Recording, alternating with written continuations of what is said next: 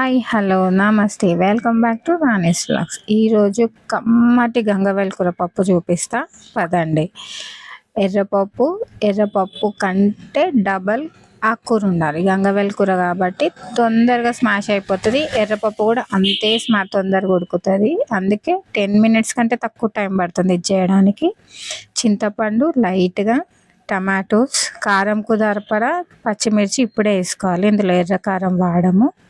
అందులోనే పసుపు, సాల్ట్, లైట్గా అల్లం వెల్లుల్లి పేస్ట్ వేసి అవి మునిగేంత వరకు వాటర్ పోసేసి డక్కన్ పెట్టేసేసి కుక్కర్ విజిల్కి పెట్టేసేయాలి. 3 విజిల్స్ కూడా అవసరం లేదు. నా కుక్కర్లో అయితే 2 విజిల్స్లో ఉడికిపోయింది.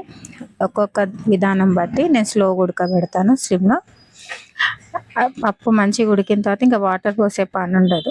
ప్యాన్ పెట్టేసుకొని జీలకర్ర, ఎండుమిర్చి, వెల్లుల్లి మంచిగా వేగాలి. ఇవి గోల్డెన్ కలర్, ఖచ్చితంగా గోల్డెన్ కలర్ వచ్చిన తర్వాత సన్నగా తరిగి పెట్టుకున్న ఆనియన్స్ వేయాలి. Onions must.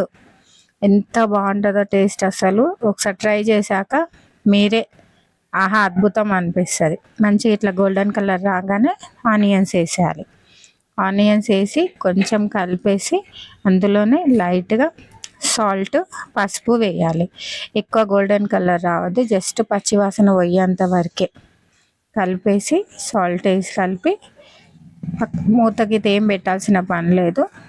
కొంచెం పచ్చివాసన వెళ్ళిపోగానే మనం రుబ్బి పెట్టుకొని ఉన్న పప్పు ఉంది కదా, ఆ పప్పుని పోపేసేసాలి. వాటర్ పోసే పనే ఉండదు. అంతా మనం వాటర్ అందులో పోసిన వాటరే దీనికి సరిపోతుంది.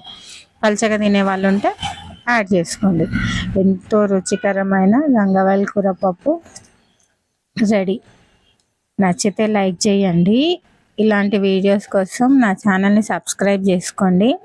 ఊరికే నేను చేసినవే కాదు, మీకేమన్నా కావాలంటే కామెంట్ చేయండి.